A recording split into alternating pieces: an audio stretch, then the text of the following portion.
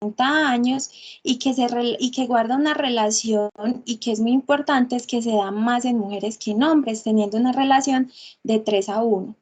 El pico se presenta a los 40 años, a los 52 años, pero en algunas literaturas nos habla de que la incidencia varía mucho, varía entre 4.3 a 27 por 100.000 personas al año y que el pico de incidencia varía entre los 50 y 60 años de edad, siendo mucho más prevalente en la vejez. También nos habla de que la mayoría de los casos idiopáticos inician después de los 50 años y que la prevalencia se da a lo largo de la vida, el cual se estima entre 0.16 al 0.3%. Siguiente, Sofi, por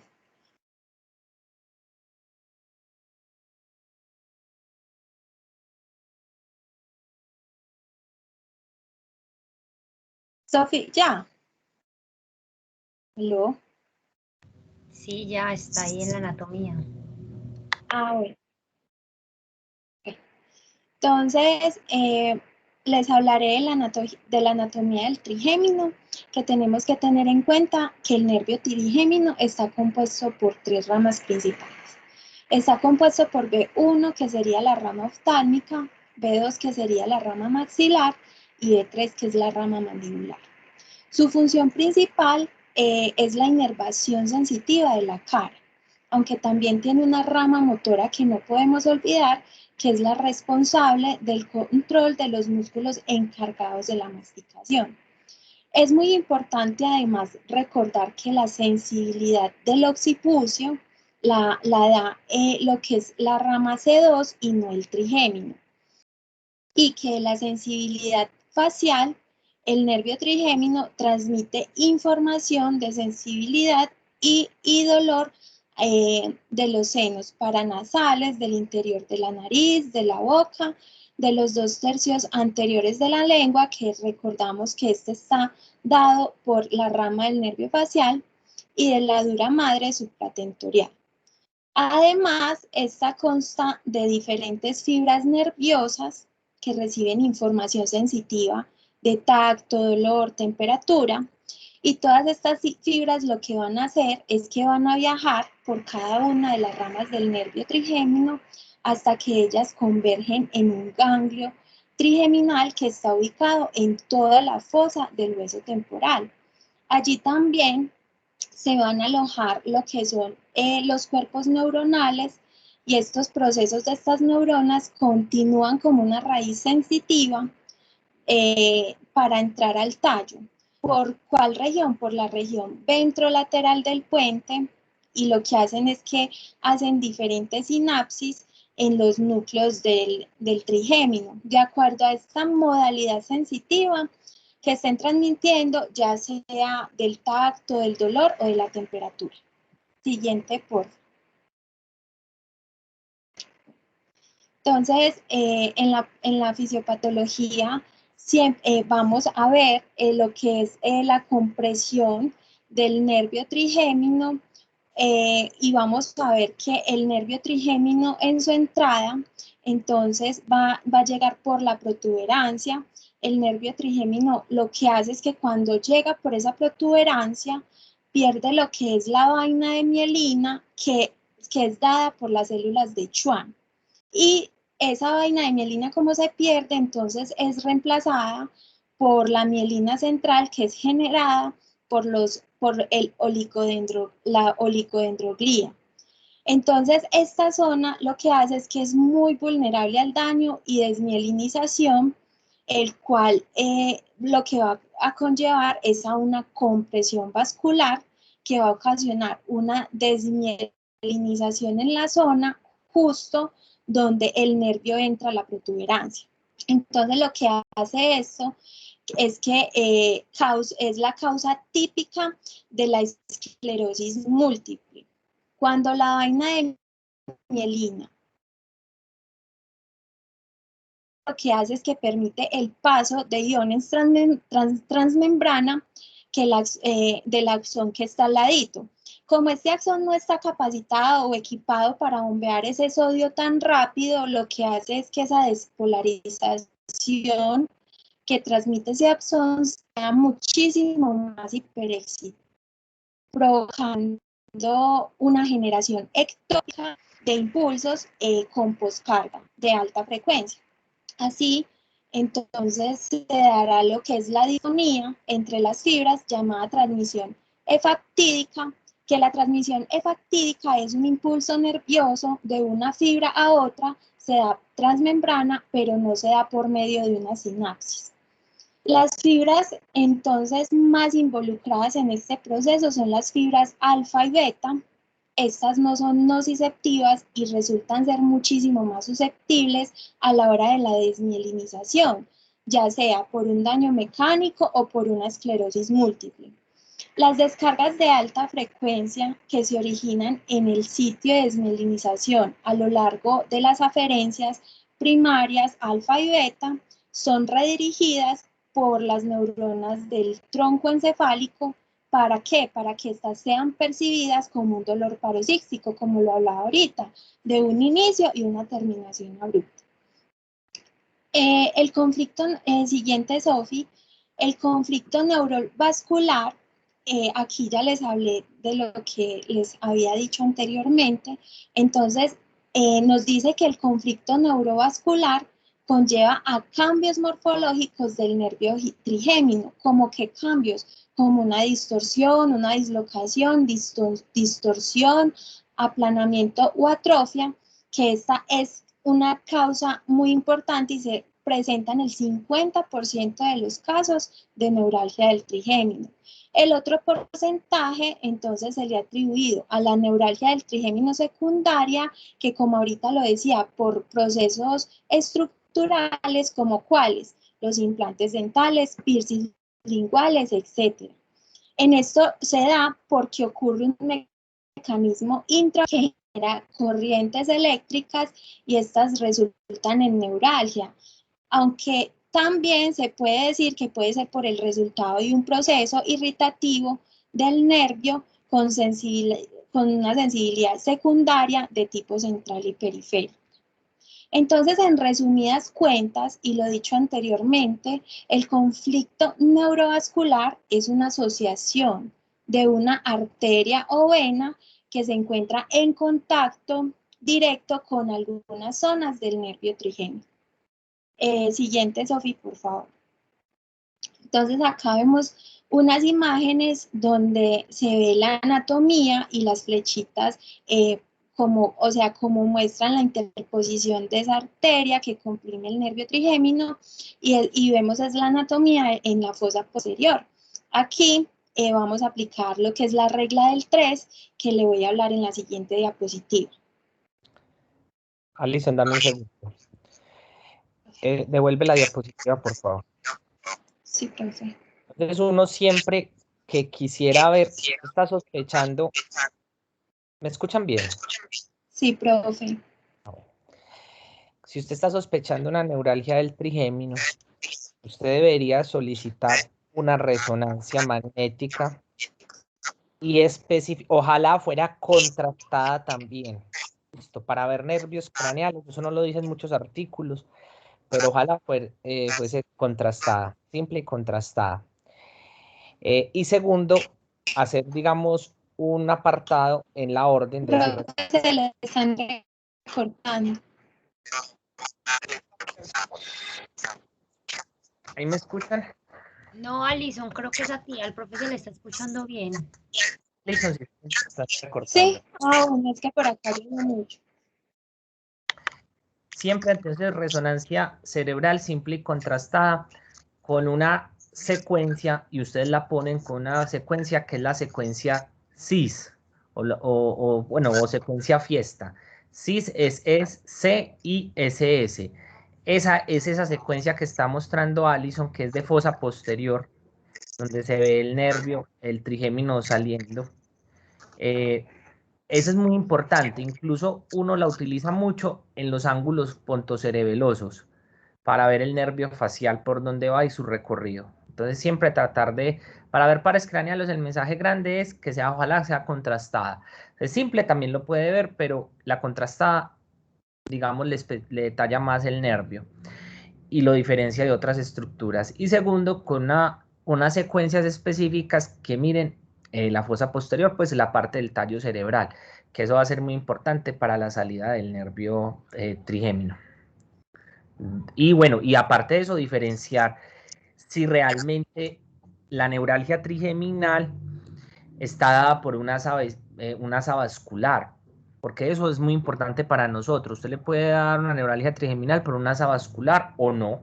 Si hay asa vascular, el manejo es quirúrgico. ¿Listo? Entonces a nosotros es muy importante ver esa arteria que está comprimiendo con las pulsaciones o le estaba contactando el nervio trigémino con las pulsaciones, y eso es lo que nos define a nosotros neurocirugía, llevarlo llevar a cirugía y ponerle un tefloncito, o sea, aislar ese nervio trigémino de la parte vascular, ponerle como una barrerita, es un teflón, es un tefloncito muy pequeñito, se deja ahí, se separa y ya se le quita el dolor. Si no, obviamente por resonancia usted no tiene eso, pues la cirugía no le va a servir para nada, ¿de acuerdo? Bueno, sigue Alice. Sofi, siguiente diapositiva, por favor. Bueno, entonces en esta imagen vamos a hablar de la regla del 3, que como vemos, entonces encontramos lo anterior. Encontramos lo que es el tallo cerebral, que este se me va a dividir en mesencéfalo, puente y bulbo.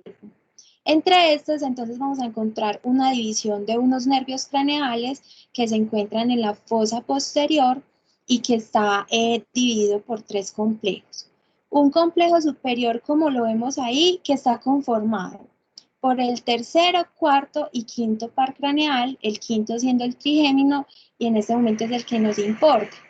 Un complejo medio, que es el nervio facial y el coclear, un complejo inferior, que es donde se me van a ubicar los pares bajos como el noveno, décimo, 11 y pares craneales, que generalmente se encuentran relacionados con la deglución. También vemos ahí que encontramos 3 arterias principales de la fosa posterior, que son la arteria cerebelosa superior, la arteria cerebelosa media, la arteria inferior y arteria posterior. ¿De qué se encarga cada una de estas arterias? De que están asociadas con otros plejos nerviosos para ayudar para llevar todas pues, la nocicepción y todos los impulsos sensoriales de los que hablaba ahorita, sean de tacto, temperatura o dolor. Siguiente, porfa, Sofi. Entonces es muy importante que no olvidemos el conflicto neurovascular, porque como vemos acá, es el conflicto neurovascular de la neuralgia del trigémino se da entre la arteria cerebelosa superior y el nervio trigémino. Generalmente, este se da en la primera porción del nervio trigémino dentro de la porción cisternal del nervio. En los primeros 0.5 a 1 centímetros está el cambio que se da en la envoltura de los nervios, o sea, la mielinización, que es la que se va a encargar de llevar ese impulso. Y esta mielinización del nervio la va a dar los oligodendrocitos del sistema nervioso central. En la periferia, entonces, encontramos que va a estar dada por las células de Schwann. En esa zona es donde va a haber el intercambio, generalmente, que si una arteria, por ejemplo, se encarga de golpear al nervio de una forma continua, ahí es donde se puede dar la desmielinización, creando una especie de cortocircuito en las neuronas y formando el cuadro doloroso en el paciente con neuralgia del trigémino. Bueno, entonces ya yo les voy a hablar de la clasificación de la neuralgia del trigémino. Se clasifica en clásica, secundaria e idiopática.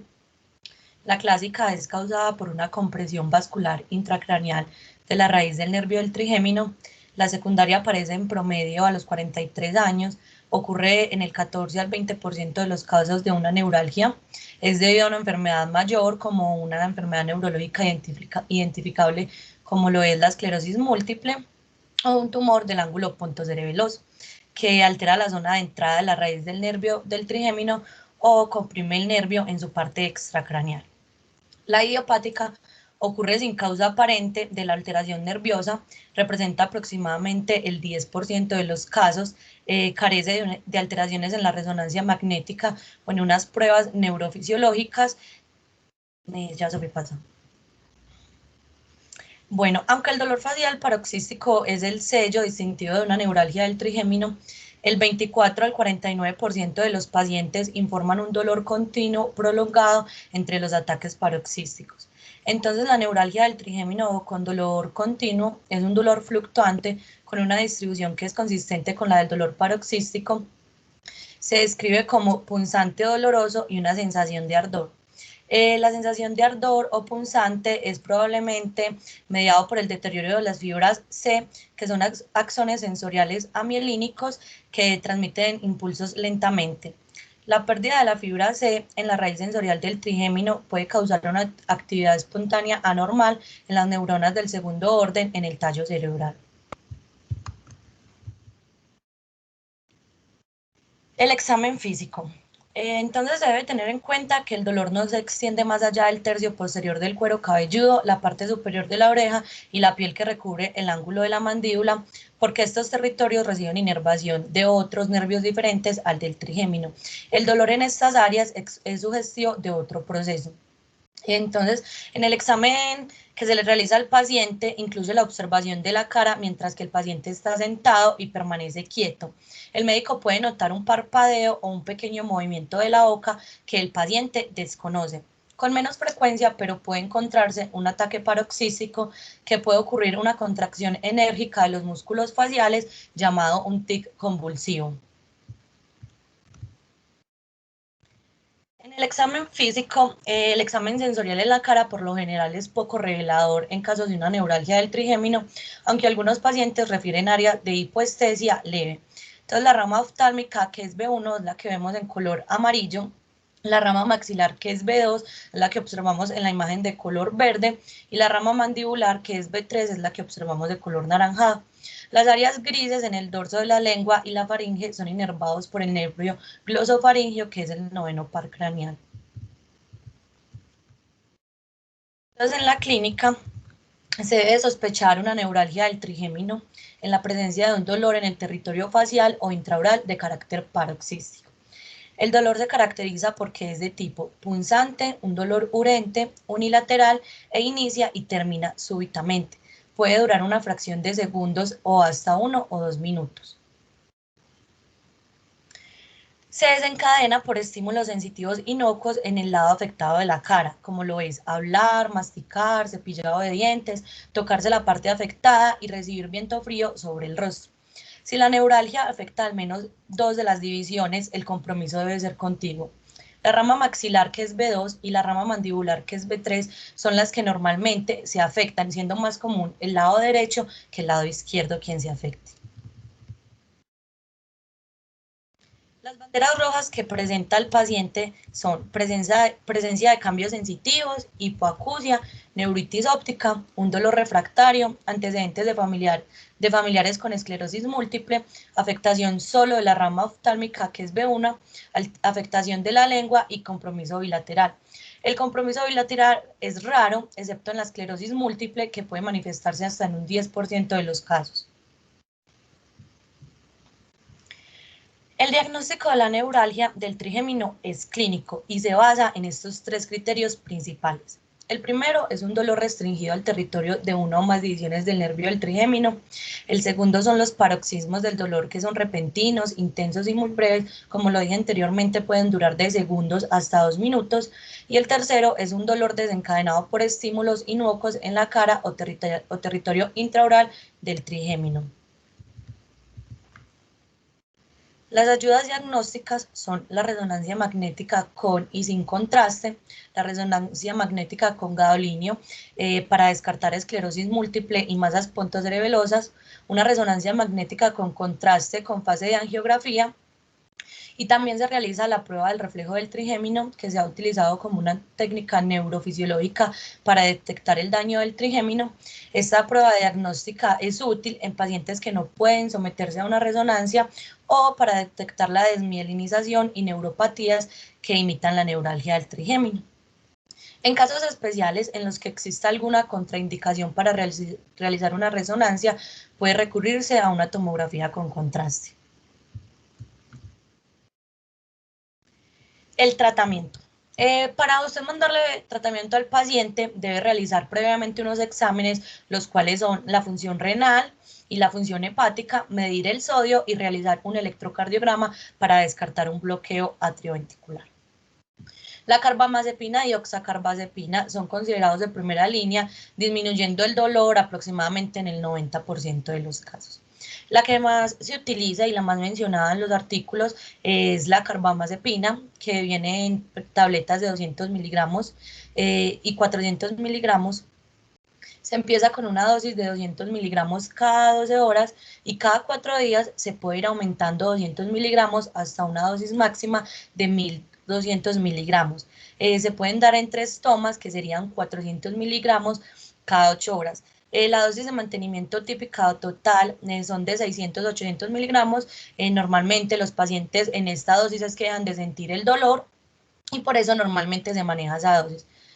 La oxacarbazepina viene de 300 miligramos, puede iniciarse con 150 miligramos 2 veces al día y según tolerancia puede aumentarse 300 miligramos cada 3 días hasta lograr el control de los síntomas. Igualmente la dosis de mantenimiento es de 300 a 600 miligramos, como les dije anteriormente, en esta dosis con este medicamento es que el paciente deja de sentir dolor y la dosis máxima sugerida es de 1800 miligramos cada día. Bueno, hay unas contraindicaciones para el uso de bloqueadores de canales de sodio, los cuales son problemas de conducción cardíaca, reacciones alérgicas y si el paciente consume fármacos antiepilépticos aromáticos. Se conoce pues que la gabapentina, pregabalina y los agentes antidepresivos han demostrado ser eficaces en el tratamiento de otras afecciones neuropáticas caracterizadas por un dolor continuo, pero la experiencia clínica sugiere que la gabapentina puede tener un efecto menor sobre la neuralgia del trigémino y es mejor tratarla como monoterapia o como una terapia complementaria. Ya vamos a entrar en procedimientos quirúrgicos locales, aunque los procedimientos quirúrgicos son eficaces para reducir la gravedad y la frecuencia de los ataques de una neuralgia del trigémino en pacientes elegidos adecuadamente. Este tipo de cirugías solo se realizan si la dosis estándar de los medicamentos no es suficiente para controlar los síntomas o si sus efectos secundarios impiden su uso continuo. Entonces, empezamos con el bloqueo periférico de las ramas del nervio trigémino al emerger de los huesos faciales mediante una neuroectomía. Como segunda opción, se pueden dañar por vía percutánea el ganglio trigémino en la cueva de Meckel o salir de las ramas del ganglio en la base del cráneo por medio de la termocoagulación por radiofrecuencia. En la termocoagulación por radiofrecuencia daña preferentemente las fibras dolorosas del pequeño diámetro. Y como tercero, tenemos la destrucción química a través de la inyección de glicerol o compresión mecánica a través de un inflado del balón que dañan preferentemente las fibras mielinizadas grandes. Con estos 3 procedimientos quirúrgicos, el alivio del dolor es inmediato en estas técnicas. Vanessa, dame un segundo. Dígame. Bueno, de todas esas, uno empieza con un manejo con carbamazepina, como dijeron, 200 cada 12. O sea, es el medicamento POS, es el medicamento que tenemos más a la mano y el más fácil de conseguir. Le da una semana. Si a la semana no ha mejorado o no ha disminuido por lo menos el 40-50% del dolor o de los ataques en el día, porque eso, las pacientes con neuralgia trigeminal, eso es desastroso, ese dolor. Pues ellos se llegan muy mal al servicio de urgencias o en consulta, no pueden comer, se les exacerba cuando mastican, cuando tienen el roce de la camisa, o sea, es impresionante. Entonces empieza con carbamazepina, si no se le aumenta 200 cada 8, 200 cada 6, yo empiezo y después sigo con 400 cada 12 o 400 cada 8, hasta ahí llego. Si definitivamente no mejoran, Esos bloqueos periféricos casi no se utilizan. La inyección de glicerol menos, porque eso es súper delicado. Entonces lo que más utilizamos nosotros en neurocirugía es la compresión mecánica con balón.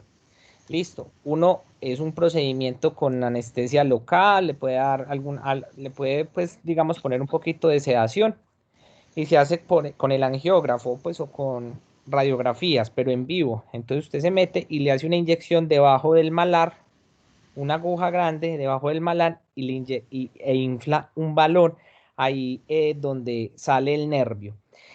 Eso es puede ser súper peligroso. A mí casi se me muere un paciente en la sala despierto, casi me hace paro. Listo, porque eso tumba la frecuencia cardíaca. Entonces, el problema es que usted tiene que estar con el anestesiólogo, ¿cierto? Es un procedimiento con anestesiología. Entonces, usted debe tener las ampollas de atropina a la mano, porque decirle al anestesiólogo de una vez, doctor, ya le voy a inflar el balón, puede que se le caiga la frecuencia cardíaca, pero se le cae de una forma abrupta, pues estaba en 80 y se le cayó a 30. Entonces casi me hace paro el paciente, puso súper mal. E incluso el procedimiento no lo pude terminar. Pero entonces ese es el segundo, digamos, eslabón en el tratamiento. Usted envía al paciente a neurocirugía, usted le empieza el tratamiento y le hace la resonancia. Le envía la resonancia y le empieza el tratamiento. Una vez tenga la resonancia, usted define, bueno, ¿tiene asa vascular o no tiene asa vascular? Eso ya lo define el neurocirujano. Pues si tiene asa vascular, definitivamente va para el neurocirujano. Si no tiene asa vascular reportada en la resonancia, pues usted sigue con el tratamiento. Si no le mejora, pues lo envía al neurocirujano para posible, digamos, tratamiento con balón. ¿Listo? Dale, Celia. Listo, profe, muchísimas gracias. Bueno, entonces hay otras técnicas que es como generar una lesión de la raíz del trigémino con un bisturí de rayos gamma. Es un procedimiento introducido más recientemente. Es un desafío este procedimiento, ya que la identificación precisa de las coordenadas de la raíz del trigémino antes de su entrada a la protuberancia y el efecto analgésico de la radiocirugía con bisturí gamma tarda de 6 a 8 semanas en desarrollarse. Entonces, el 24 al 71% de los pacientes después de esta cirugía informan un alivio continuo del dolor al primero o segundo año y de un 33 a un 56% de los pacientes informan un alivio continuo del dolor a los 4 o 5 años después de someterse al procedimiento. Bueno, la descompresión microvascular es el neurocirujano identifica el vaso que comprime la raíz del nervio trigémino, lo mueve desde abajo del nervio hacia encima del nervio y si es necesario, por lo general inserta una pequeña esponja para mantener la arteria pulsante separada de la raíz nerviosa. En el 11% de los pacientes el cirujano no logra encontrar la compresión neurovascular. Aquí al ladito hay un cuadro con la mayor, pues, ¿cómo es que se dice? Me olvido. Con las mayores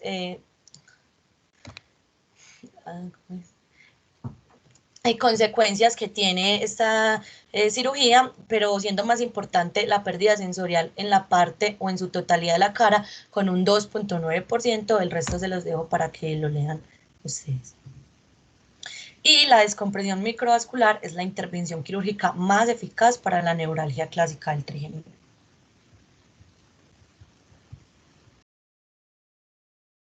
Listo, vamos a seguir entonces con la neuralgia del glosofaríngeo. Este es un trastorno caracterizado por dolor punzante, transitorio y grave en la región de inervación del nervio glosofaríngeo y se caracteriza por ataques de clúster de dolor agudo y punzante en oído, en parte posterior de la lengua, en fosa amigdalina, en ángulo de la mandíbula o en el canal auditivo externo. Este dolor es similar al que presentan los pacientes con una neuralgia trigeminal. Se desencadena al tragar, al hablar, al bostezar, al toser, pero no al masticar. Esta es una diferencia del nervio, la neuralgia trigeminal. Puede tener presentación orofaringea o otálgica, eso depende de la localización del dolor, y puede tener también remisión y recaídas durante meses, y estas remisiones y recaídas son bastante frecuentes. Hasta el 10% de los ataques de dolor pueden acompañarse de síntomas vagales como bradicardia, síncope, incluso paro cardíaco, por eso la llamamos neuralgia vago-glosofaríngea porque está involucrada el nervio vago. También puede acompañarse de déficit sensitivo leve lingual posterior o en la fosa amigdalina. Y cuando tenemos presencia de déficit sensitivo en la parte ipsilateral de la lengua, en fosa amigdalina, y hay un reflejo nauseoso débil o ausente, vamos a llamarla neuropatía del glosofaríngeo y debemos investigar la causa de base.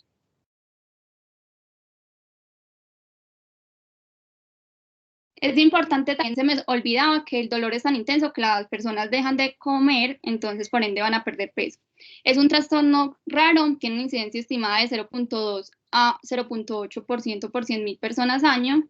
Es ocasionada por la compresión vascular en la zona de entrada de la raíz nerviosa, por la arteria cerebral posterior inferior o pica, y ya menos frecuente por la arteria cerebrosa antero inferior o aica. Está también otras causas como trauma, neoplasias, infección, elongación del proceso estiloideo, o también conocido como el síndrome de Eagle, pero estas ya son menos frecuentes. La bradicardia y el síncope asociados ya son debido al compromiso de vías aferentes parasimpáticas y del seno carotídeo, y hay reportes también de casos familiares por mutaciones en un gen del canal de sodio dependiente de voltaje. Para el diagnóstico se realiza resonancia magnética cerebral con y sin contraste con enfoque en el tallo cerebral y con secuencia CIS para demostrar compresión neurovascular del nervio glosofaríngeo, y la neuralgia glosofaríngea, sea secundaria o sintomática, puede estar en relación con diferentes trastornos que van a afectar el cuello, como lo son el trauma, tumores locales, malformación de Chiari-1 y esclerosis múltiple. El tratamiento va a ser igual a neuralgia del trigémino, entonces va a ser primera elección la carbamazepina. Tenemos otras alternativas y ya si estos tratamientos farmacológicos no son eficaces, se procede a la descompresión microvascular. La neuralgia del nervio intermedio es un trastorno que se caracteriza por dolor paroxístico de corta duración, va a ser localizado en la porción profunda del canal auditivo y se puede irradiar a la región parietal occipital. También la vamos a conocer como neuralgia del geniculado. Va a ser también un trastorno raro. En una revisión sistemática se incluyó 150 casos reportados en la literatura entre el año 1932 y 2012. Se debe también a un síndrome de compresión vascular, al igual que la neuralgia trigeminal y del glosofaríngeo, y se caracteriza por dolor punzante intermitente similar a una descarga eléctrica en la porción profunda del oído. Siempre va a ser unilateral, en la mayoría de los casos es en edades avanzadas, y el dolor se puede acompañar de salivación, lagrimeo o alteraciones en el gusto. Para el diagnóstico es muy necesario descartar primero otras causas de otalgia. Puede estar también acompañada de neuralgia trigeminal y ser secundaria a una infección por herpes zóster, y también se han reportado casos asociados a neuralgia occipital. Y el tratamiento, al igual que las dos anteriores, va a ser igual. Entonces, carbamazepina, y ya se procede entonces a la descompresión microvascular. Acá están pues el cuadrito de las 3 neuralgias con sus respectivos tratamientos que son iguales. La neuralgia auriculotemporal es un trastorno que se va a caracterizar por dolor en la sien, oído, articulación temporomandibular, región preauricular y parotidia. Es más frecuente en mujeres en edad media y tiene una prevalencia del 0.2 al 0.4%. En cuanto a la fisiopatología, el atrapamiento del nervio ocurre en el recorrido a través del músculo pterygoideo lateral por efectos locales de compresión generada ya sea por inflamación o miositis, y puede ser causada también por quistes sinoviales, malformaciones, aneurismas de la arteria meningia media o por fractura del cóndilo mandibular. La clínica entonces es un dolor punzante o pulsátil de intensidad de moderada a grave, se asocia a parestesia, es unilateral la mayoría de veces, desencadenado en puntos específicos, ya sea en el área preauricular o temporal, y tiene episodios que oscilan entre segundos a 30 minutos. Para el diagnóstico, primero debemos descartar una disfunción de la articulación temporomandibular y segundo, un compromiso de los músculos masticatorios. La sensibilidad de la articulación temporomandibular la va a dar el nervio auriculotemporal, por eso el bloqueo anestésico no va a ser un procedimiento diagnóstico discriminatorio, y ya cuando la neuralgia auriculotemporal va a resultar de patologías de la articulación temporomandibular o de la fosa intratemporal, se recomienda realizar tomografía axial computarizada o una resonancia magnética de la articulación temporomandibular. El tratamiento es bloqueo nervioso y otras alternativas como gabapentina, pregabalina, carbamazepina o la oscarbazepina. La neuralgia laringea superior va a ser un trastorno caracterizado por dolor severo en la región cervical anterolateral. Se va a irradiar desde el lado del cartílago tiroideo o el seno piriforme hacia el ángulo de la mandíbula y ocasionalmente al oído. Afecta ambos sexos por igual, ocasiona el 1.3 al 3% de las neuralgias craneales. Y en cuanto a la fisiopatología, puede presentarse secundario a un trauma o cirugía previa, a inflamación, a un divertículo laríngeo y a desviación del hueso hioides. Se caracteriza porque hay dolor a la palpación del nervio laríngeo superior en el punto de entrada de la faringe. Puede desencadenarse en el habla, deglución, tos y bostezo, al igual que el glosofaringeo. Estas personas por el dolor tan intenso tienden a dejar de comer, entonces van a perder peso y puede también aparecer ronquidos. El diagnóstico es de exclusión, entonces debemos descartar patologías como un carcinoma de faringe. También tenemos que tener en cuenta diagnósticos diferenciales como síndrome de Eagle, carotidina y la neuralgia glosofaringea. Aquí la clave diagnóstica es el dolor que se va a desencadenar en la palpación de este nervio. Y el tratamiento es la carbamazepina y ya otras alternativas como la oscarbazepina, antidepresivos tricíclicos, gabapentina, pregabalina, bloqueo nervioso o la neuroablación de raíces del 9º y el 10º par. Y ya la neuralgia occipital es un trastorno caracterizado por dolor dentro del territorio de uno o más de los territorios de los nervios occipitales mayores, menores o de ambos, a nivel de la cervical posterior superior y en la parte posterior de la cabeza. Ya puede extenderse hacia el vértice del cuero cabelludo. Y la epidemiología es predominio en mujeres, una incidencia de 3.2 por 100.000 personas año. Y la fisiopatología es por irritación o compresión de los nervios occipitales, ya sea por atrapamiento muscular, por anomalías vasculares, por inflamación vascular, por tumores primarios o metastásicos, por mielitis, por esclerosis múltiple, por enfermedad cervical degenerativa secundaria a biopsia del cuero cabelludo, por una lesión por latigazo cervical.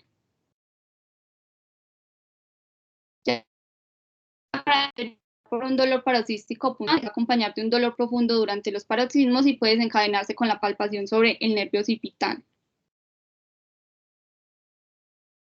El tratamiento va a ser analgésico, bloqueo nervioso con analgésico local o gabapentina, neuroablación o neuroestimulación. Y aquí está la tablita con los diagnósticos diferenciales y sus tratamientos para que la revisen.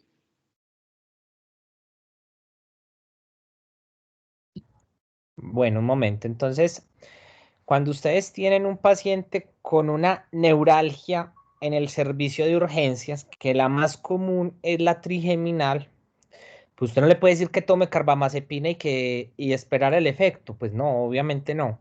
Entonces usted, el tratamiento de elección, en ese caso, como es tan severo el dolor, es un manejo analgésico multimodal. ¿Qué es un manejo analgésico multimodal? En dolor, los algesiólogos generalmente son especialistas o son anestesiólogos especialistas en dolor o son neurocirujanos especialistas en dolor.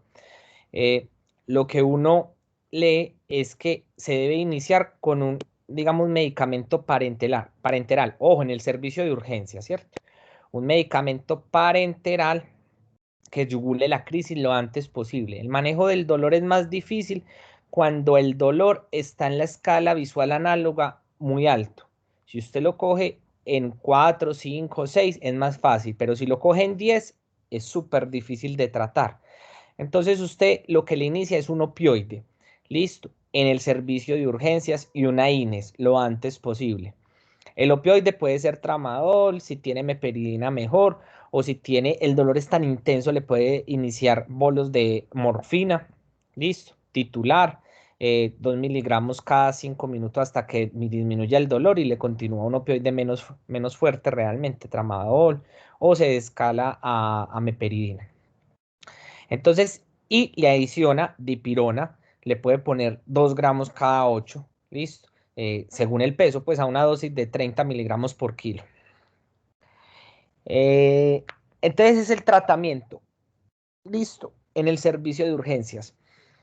Puede dejarle, digamos, tramadol y dipirona, tramadol diclofenaco y acetaminofén. Entonces, generalmente, cuando el dolor es tan intenso, uno lo deja hospitalizado hasta que mejore. Entonces, usted le pone esos 3 medicamentos. Generalmente, cuando el dolor es intenso, o sea, entre 8 y 10. Tramadol, que es el medicamento que usted tiene en un primer nivel en todas partes. Obviamente, pues si le da vómito, pues le pone el ondansetron, la metoclopramida. Entonces, tramadol, omeperidina o morfina. Escoge entre esos 3. Dipirona y le deja el acetaminofén por horario. Obviamente, le inicia la carbamazepina, porque eso no le va a yugular el evento, o sea, de forma aguda, sino que va a evitar que se le perpetúe y le recurra. ¿De acuerdo?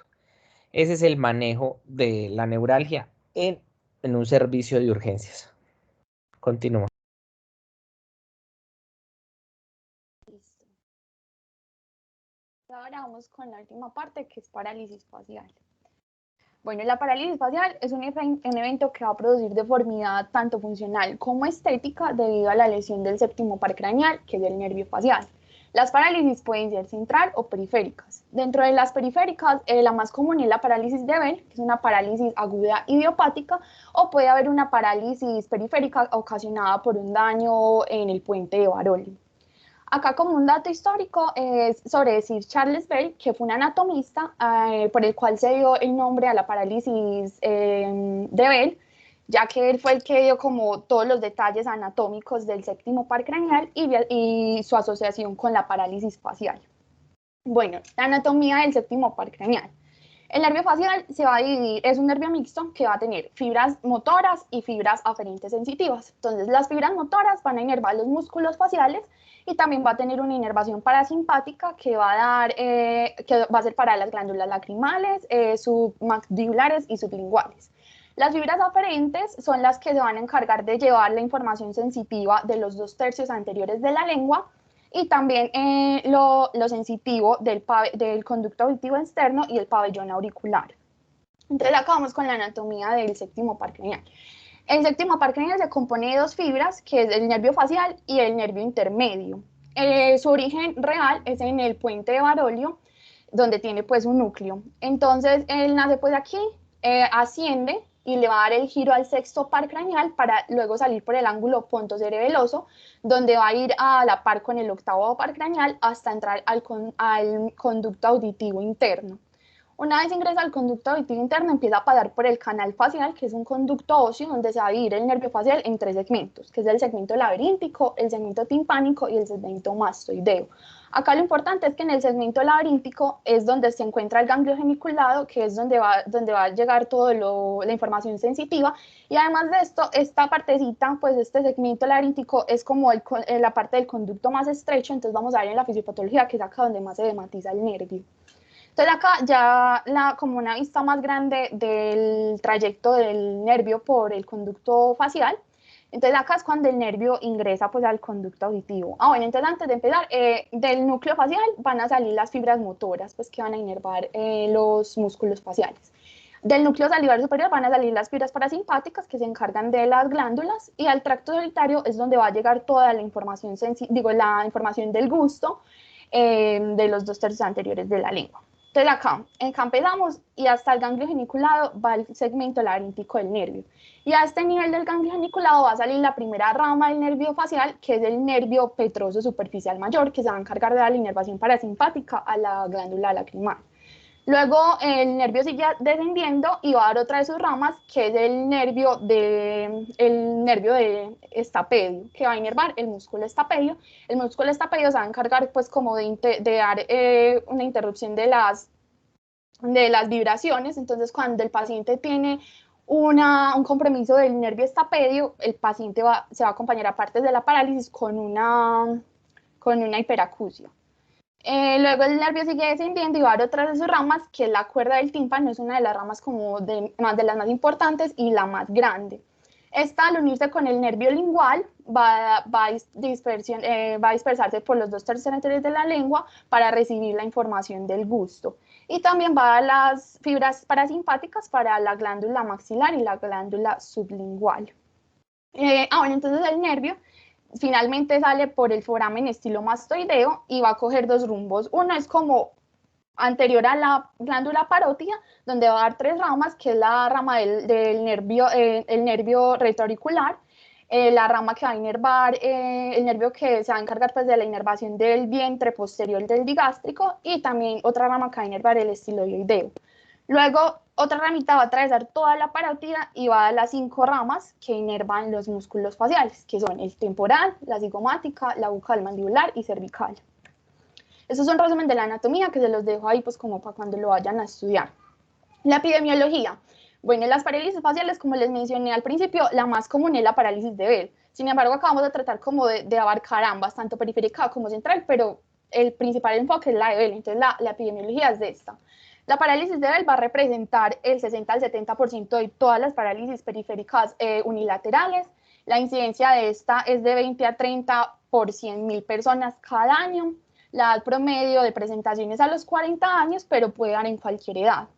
Afecta tanto a hombres como mujeres. La incidencia es más baja cuando son niños menores de 10 años, va aumentando entre los 10 y 29, se mantiene estable entre los 30 y 69 años y aumenta mucho más a partir de los 70 años. El lado izquierdo se ve igual afectado que el lado derecho, o sea, con la misma frecuencia.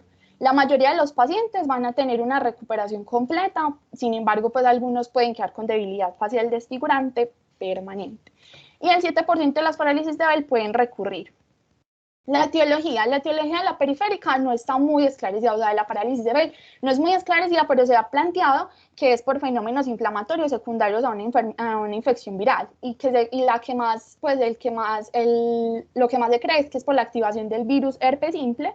La segunda causa más común es el herpes zóster y ya otras causas que puede ser el citomegalovirus, el Epstein-Barr, el de la rodiola, las paperas y bueno, estos otros que están acá. Y la etiología del central puede ser un ACV isquémico, una lesión tumoral, traumas o esclerosis múltiple que va a causar desmielinización del nervio.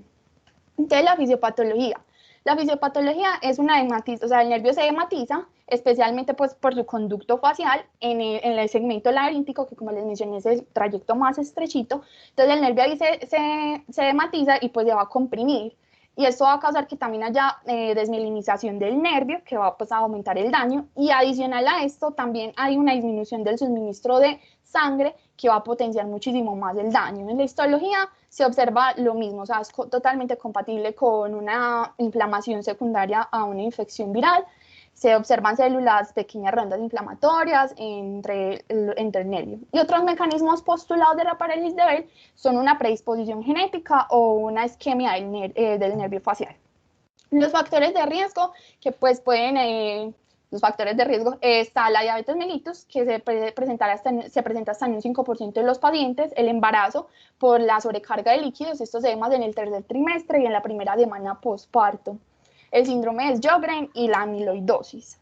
En la evaluación clínica, el paciente generalmente va a llegar refiriendo que tiene una asimetría facial, pero hay que estar, pues no siempre es así, hay que inspeccionar muy bien y bueno, indagar súper bien porque a veces las parálisis son muy leves, entonces el paciente no se va a dar cuenta de esto, pero como les digo, generalmente lo notan, entonces llegan diciendo, tengo la cara torcida, no me cierra bien el ojo, se me sale la comida de la boca, no, tengo dificultad para hablar. Entonces, los síntomas que se presentan en general pues en las parálisis son un dolor auricular o retroauricular que es leve a moderado, alteración del gusto en los 2 tercios anteriores de la hemilengua pues alterada, hiperacusia cuando hay compromiso del nervio estapedio, el ojo seco cuando hay un daño pues antes de la rama que inerva la glándula lacrimal y puede haber boca seca hasta en el 30% de los pacientes. Entonces, bueno, es también muy importante interrogar sobre otros síntomas neurológicos o sistémicos que nos puedan orientar a unas causas secundarias. El primer paso para hablar del paciente es determinar si la parálisis es central o periférica. Esto es lo más importante. Entonces acá vamos a recordar algo que ya habíamos visto, y es que la inervación de la cara superior está, pues las fibras que inervan la cara superior salen a partir del núcleo. Entonces cuando tenemos una lesión supranuclear, nos va a presentar es una parálisis central, ya que nada más se va a ver afectada la hemicara inferior, porque todavía no hay fibras que inervan la superior. Mientras que cuando ya tenemos una lesión a nivel del núcleo, o sea, intranuclear, o una lesión infranuclear, ya sí vamos a presentar una parálisis periférica que va a afectar toda la hemicara, o sea, tanto superior como inferior. Eso es lo que, Valentina, eso es lo más, de las cosas más importantes de esta charla de parálisis facial. Entender por qué el paciente hace una parálisis o hace una parálisis de toda la hemicara, derecha o izquierda, o solamente compromete la parte superior e inferior. Eso es de las cosas más importantes que a uno le preguntan todos los berracos días. En residencia se la preguntan, en los exámenes se las preguntan. O sea, eso es muy importante, eso tiene que quedar muy claro, porque quizás una de las principales diferencias para hacer usted diferenciar periférica y central es esto. Eso no es una condición sine qua non, porque me imagino que van a hablar de la escala que hay para la clasificación, la verdad, ¿cierto? Creo que no es una condición sine qua non, pero es que una parálisis facial periférica es algo benigno. En cambio, una central es algo súper maligno, le puede morir el paciente. Un tumor, un ACV principal, se lo da un ACV isquémico. Entonces, la diferenciación tiene que ser perfecta, no se puede equivocar, porque una mata al paciente, que es la central, y la otra no le va a pasar nada. ¿De acuerdo? Sí, entonces acá algo también muy importante es que cuando son lesiones supranucleares va a generar es como una parálisis contralateral, porque acá la fibra está decusada, mientras que en el núcleo infranuclear ya es ipsilateral, porque ya no hay decusación pues de las fibras. Bueno, entonces lo que vamos a mirar en el examen físico y lo que nos va a ayudar a diferenciar entre central y periférica es esto. Entonces lo primero es inspeccionar súper bien al paciente, mirarlo, ver cómo se ve a simple vista la habilidad facial, si es muy marcada, si, bueno, normal. Entonces, lo primero es mirar si hay borramiento del surco nasolabial del lado afectado. Entonces, pues del lado afectado no va a haber borramiento del surco nasolabial, tanto en la parálisis central como en la periférica. La desviación de la comisura labial se va a desviar hacia el lado sano, porque como el lado comprometido pues no va a tener inervación, entonces no se va a ver. Y el paciente con parálisis central y periférica no va a poder ni inflar mejilla, ni soplar, ni silbar, porque pues no hay inervación de la hemicara inferior, sí. Y acá están tres cosas que nos van a ayudar a diferenciar entre la central y la periférica, que es que el paciente con parálisis central va a poder levantar la ceja, va a poder arrugar la frente y va a poder cerrar bien el ojo, porque como no hay compromiso de las fibras que inervan la cara superior, entonces él va a poder hacer todo esto, mientras que el de la parálisis periférica no va a poder ni levantar la ceja, ni arrugar la frente, y el ojo no va a cerrar completamente, como lo vamos a ver. Entonces acá tenemos un paciente que tiene una parálisis en la hemicara izquierda.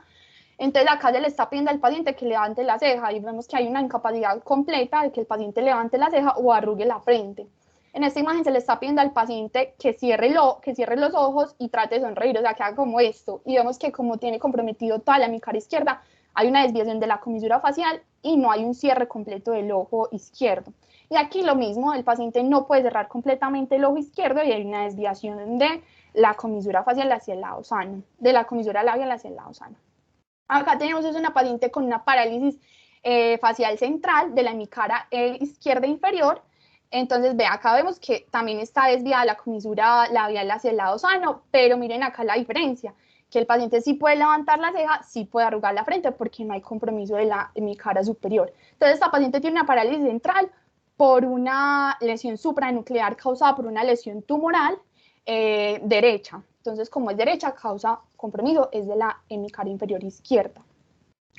Entonces, luego de hacer todo esto, de mirar bien al paciente, inspeccionar todo esto, mirar los movimientos de los ojos, si los puede cerrar completamente, no, la boca, si hay movimientos de esto o no, nos va a servir esto para clasificar al paciente en una de las 6 categorías de la escala de Haus-Brockmann, que es una escala que nos va a ayudar a hacer nos va a ayudar a mirar la evolución del paciente y también es muy importante a la hora de tomar decisión en el tratamiento.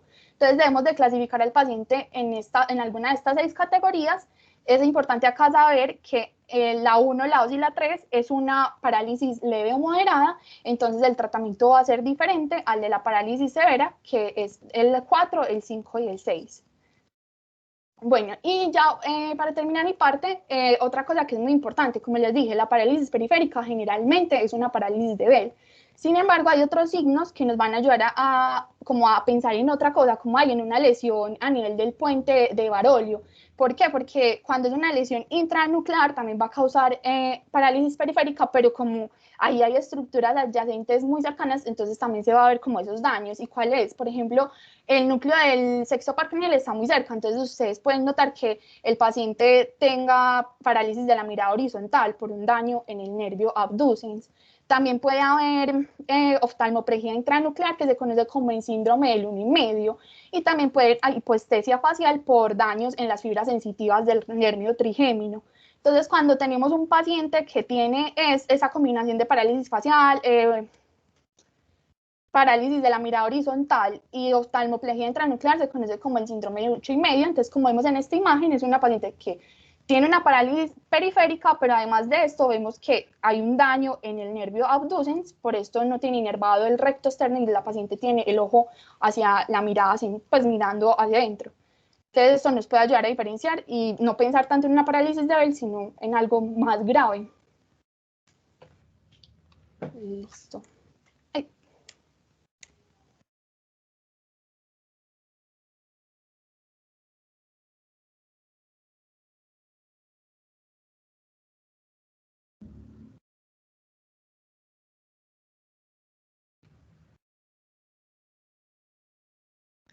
Bueno, entonces los factores de mal pronóstico en las parálisis faciales. El principal es la edad avanzada, tener hipertensión arterial, la debilidad facial completa, que eso lo definimos según la clasificación de Haus-Brockmann, el dolor que no sea en el oído y el deterioro del gusto.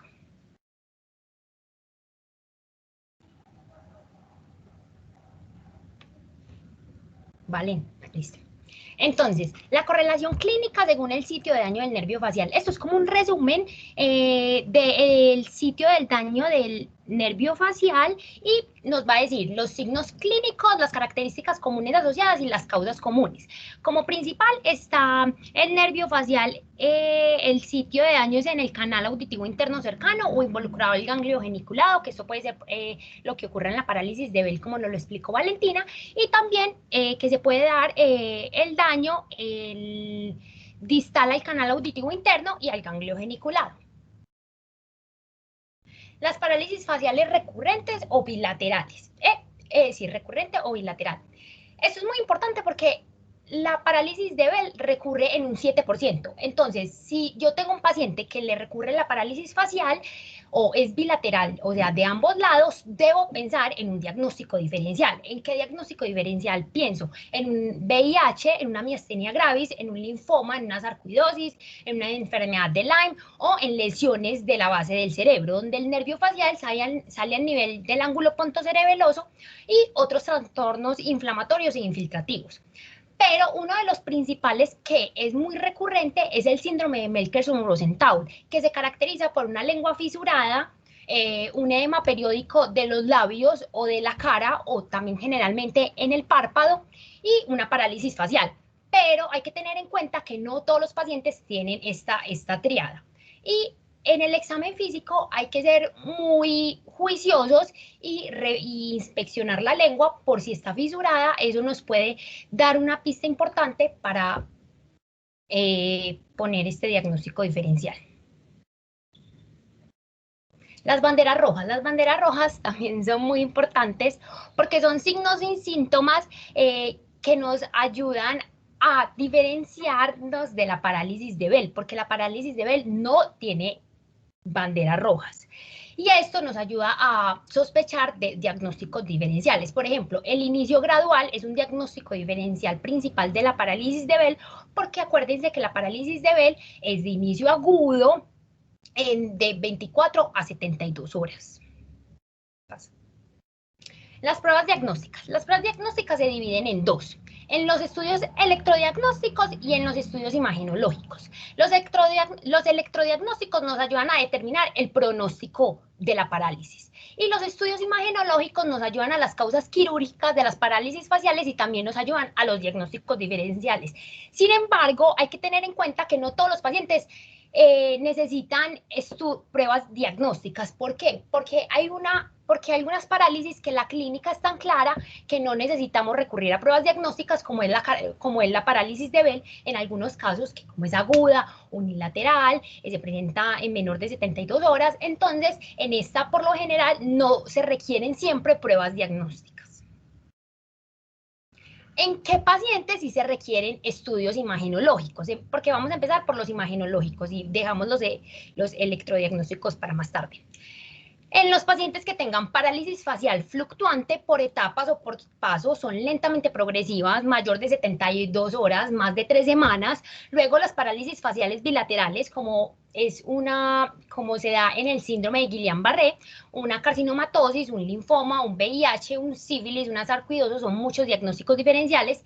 También en las parálisis faciales recurrentes, en la que les resalté la de Melkersson-Rosenthal, las parálisis completas prolongadas que son mayores a 4 meses, las parálisis facial completa súbita, los signos de afectación de otras estructuras del tallo cerebral y cuando tenemos una historia de espasmo o fasciculación facial que preceda la debilidad facial y esto me sugiere una irritación nerviosa, entonces empiezo a sospechar de pronto de que sea una malignidad y le hago una imagen diagnóstica. Entonces, ¿qué métodos tenemos para realizar estas imágenes? Tenemos la resonancia magnética y el TAC con contraste. La resonancia magnética es el estudio ideal para evaluar el nervio facial intraparotidio en busca de inflamación, edema o neoplasia. Se pide resonancia magnética con contraste y se debe incluir que se vea el hueso temporal y la glándula parótida.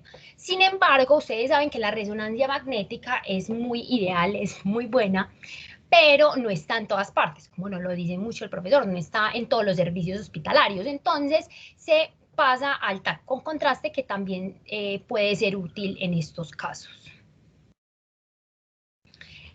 Los pacientes con parálisis facial de inicio agudo van a tener imágenes negativas, no todos, pero por lo general, y por eso no se recomienda en todos los pacientes las imágenes. Pero si persisten los síntomas, los dolores, bueno, persistió 4 meses, hagámosle una imagen negativa. Persistió hasta 6 meses, una imagen negativa. Entonces volvemos a repetir la imagen. Y si esta vuelve a salir negativa, recurrimos a una biopsia de tejido adyacente al nervio facial, en la glándula parótida, para así poder hacer un diagnóstico. Ahora vamos a enfocarnos en la otra parte, que eran los estudios electrodiagnósticos. El primer estudio electrodiagnóstico es la electromiografía, que la electromiografía es el registro de la actividad eléctrica del músculo mediante un electrodo de aguja coaxial. Miren ahí en la imagen, ahí están los electrodos y abajo está la aguja. Ellos les van poniendo pues la aguja en cada músculo. Y esta me permite evaluar la actividad espontánea muscular que se refleja por ondas positivas, fibrilación y entre otras. Y traduce a una degeneración axonal, ¿cierto? Entonces eso, no, devuélvete, por favor. Entonces uno pone el electrodo y le va mostrando una pantalla y se divide en 4 como la degeneración del axonal y también el patrón voluntario que se correlaciona con el número de axones funcionantes. Vale, perdón, devuélvete. Esta actividad, la electromiografía es muy buena, pero tiene en contra algo que cuando la actividad es espontánea y tarda en aparecer de 2 a 3 semanas después de la parálisis, antes de este tiempo no sería útil y no mostraría pues lo que se quiere ver. Y ahora sí, gracias. El otro estudio electrodiagnóstico son los estudios de conducción nerviosa.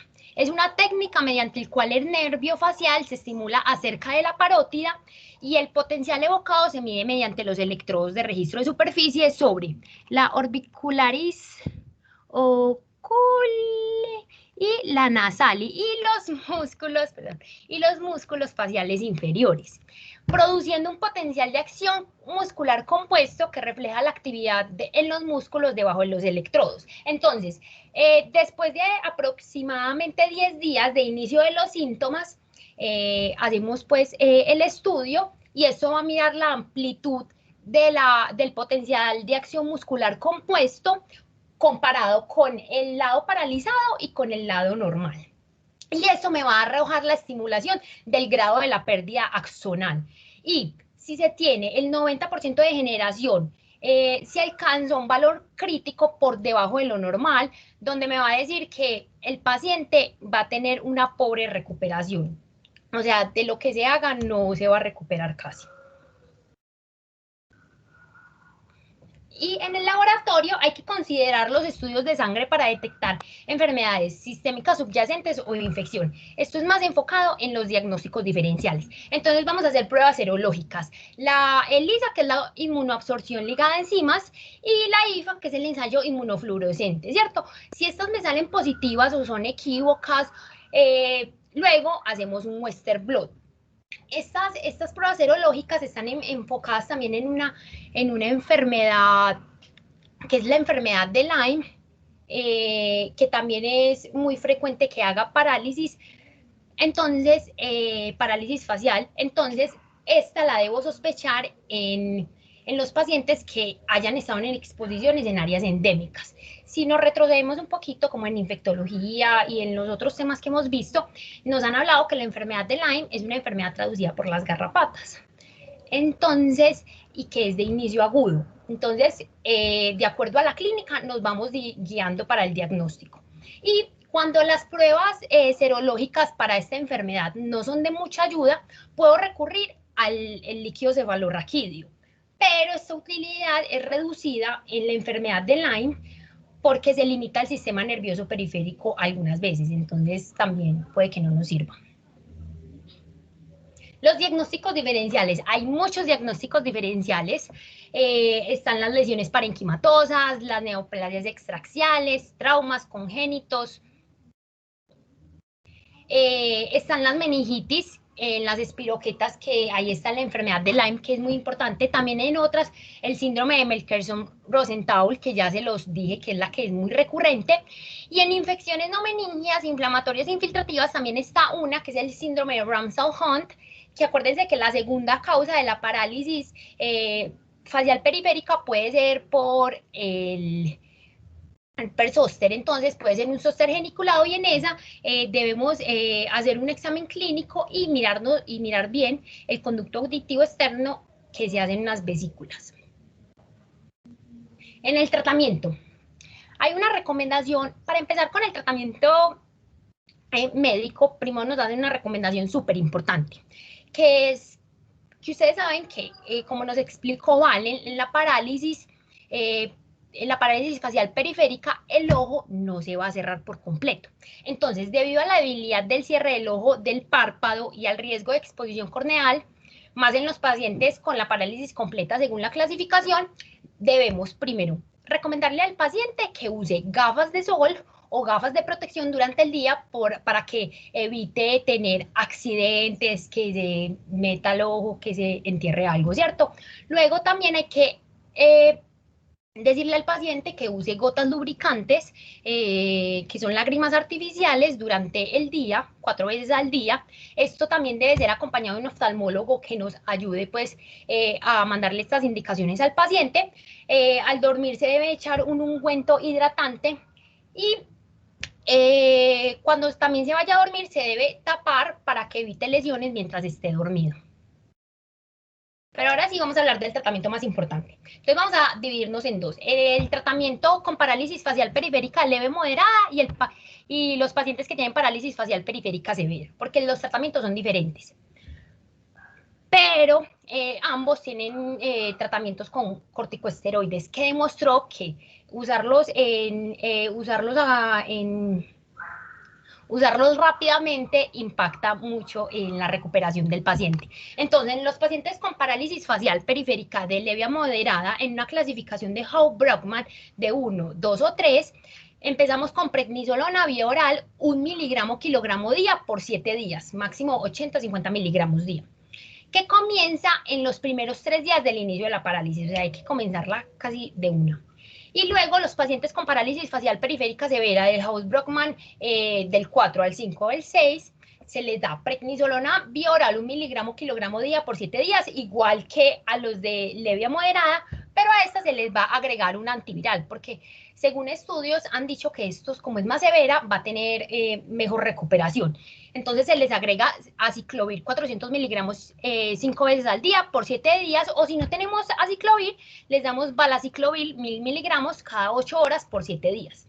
El 85 al 94 de los pacientes con parálisis de Bell se recuperan inmediatamente dentro del año que les pasó la parálisis.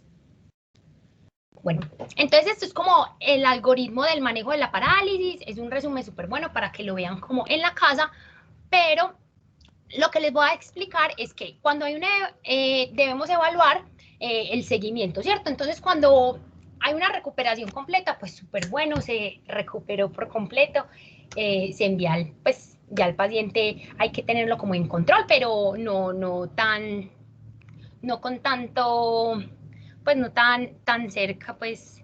Y luego hay una recuperación incompleta. Entonces, si hay una recuperación incompleta, recurrimos a una toxina botulínica para las sinquinesias, los espasmos faciales, la hiperlacrimación y la apariencia cosmética, que la apariencia cosmética en estos pacientes es muy importante porque a ellos les afecta mucho.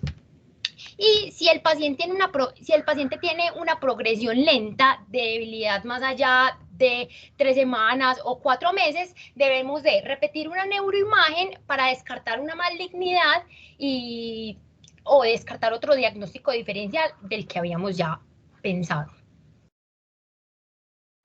Bueno, ¿qué pacientes se benefician de cirugía? Este tema es muy controversial porque no todos los médicos recomiendan la cirugía porque puede llegar a ser peligrosa.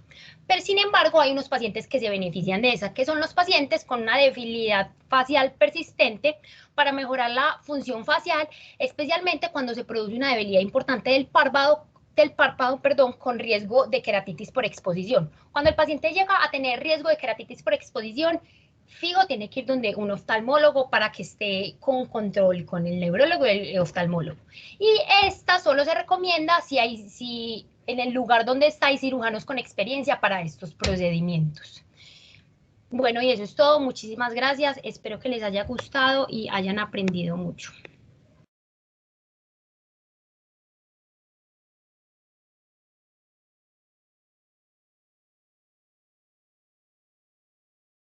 Bueno, doctores, preguntas, dudas. ¿Me escuchan? Sí, profe. Escuchamos.